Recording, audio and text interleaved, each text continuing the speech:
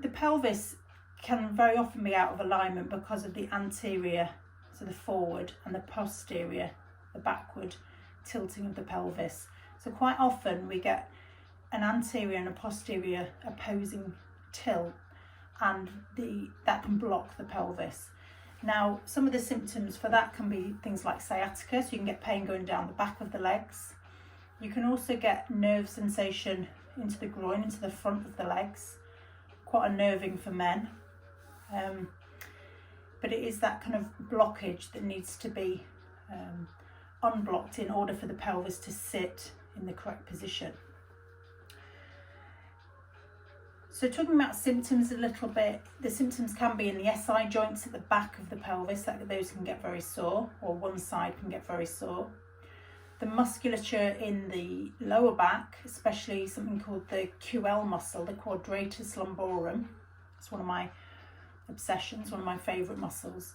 One side can get very tight. Now, if one side gets very tight, it hoiks the hip up towards the rib cage.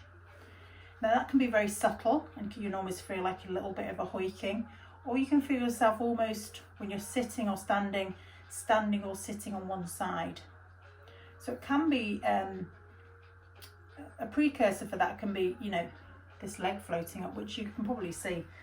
That's what mine does. But when you're standing quite often, you can feel, in the morning, especially when you're not observing yourself so much, you can feel that shift happening, especially when doing things like brushing your teeth or having a shower. So the SI joints, the sacroiliac joints, can get painful at the back. Some people call it where the dimples are, depends on your anatomy. You can get this QL tightness one side, so this shifting up of the hips. Can be very uncomfortable when you're seated, when you're driving especially, in that tucked under position. And the other thing that can happen is you can get quite sore into the glutes. Now, the glutes take a lot of the load away from the lower back when it's not working efficiently. So what you will find is you'll get tightness in the top of the glutes and maybe into the piriformis, which is closer in to the gluteal crease, is what my students call it.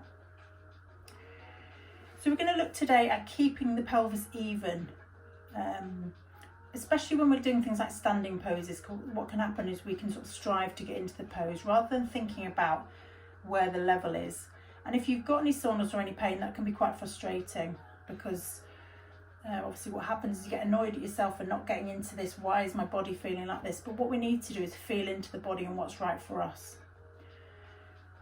So a certain degree or a certain angle for somebody can feel awful for somebody else, and vice versa in a different pose. So, I've looked around the room before and thought, how's that person even doing that knowing that they've got an SI joint problem?